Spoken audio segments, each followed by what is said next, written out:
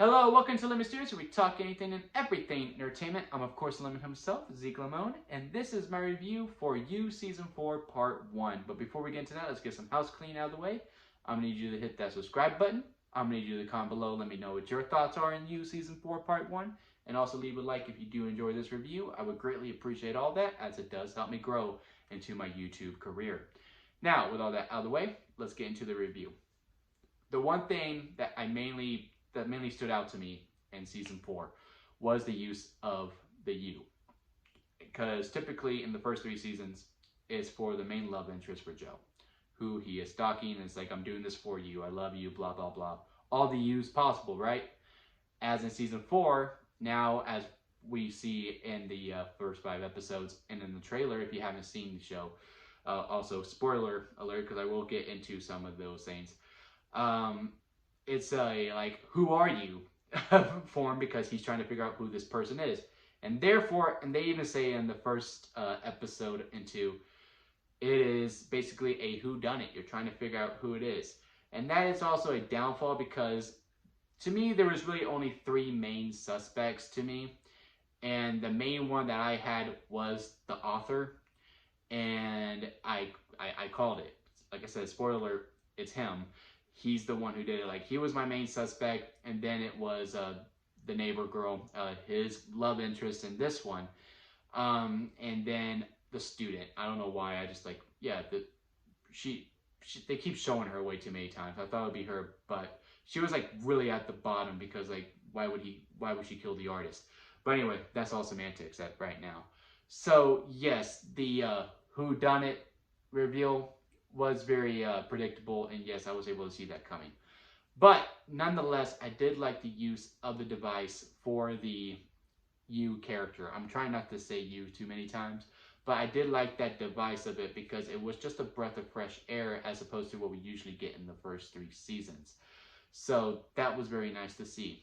Another thing that was like almost a sore thumb in a way, because again, in the U-verse, there's always, you know, the main love interest who's very hit or miss for me. Like for me, Beck was a miss, Love was a hit.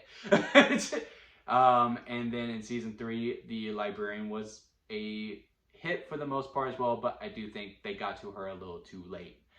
In season 4, it is, what's her name? Kate, the neighbor. And she's hit or miss as well too, because like, I like me a hard-headed, stubborn girl who like gives no F's and like demands respect. It was just a little too on the nose sometimes. Like, it really felt forced in some ways. But overall, I did like the character. There's also at least one side character that you really stand out on. Sometimes 2.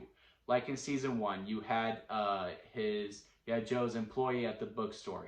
He was a nice standout.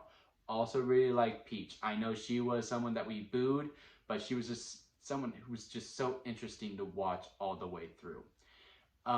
Also, the therapist, even though he was kind of a scumbag, he was also interesting, but that was also because he was played by John Stamos. In season 2, you had the sisters that were the neighbors. To me, the neighbor girl is my favorite girlfriend that Joe has. Of course, he ends up with Love in the end, but really liked her, and I really got sour towards Love after he killed her. And then, of course, the younger sister, who is now played by rising star Jenna Ortega in a much younger role, was also a very standout character. Season 3, there was the couple, and the guy, the husband was all right, and then the wife kind of turned around, and then there was also the neighborhood boy, who was a teenager that Love hooks up with too. Very hit or miss characters, but for the most part, they hit. In season 4, there's really none. There's really none. Like I said, the love interest is really hit or miss. And I liked Lady Phoebe. She's really, she's a standout character to me. I very much enjoyed her, and I'm happy to see more of her, because I was worried about her for a little bit. Because the reason that I turned around to her was that, oh, he has a kink, and like she just wants to be loved, and she just wants to give that love back to her boyfriend, and I just really respected that. I just really admired that as well. So for that, I liked her, but out of that, everyone else is god awful, not likable at all. And it was very poignant that they were like, okay, these first 5 episodes we're trying to do a whodunit, so we got to make everyone a suspect.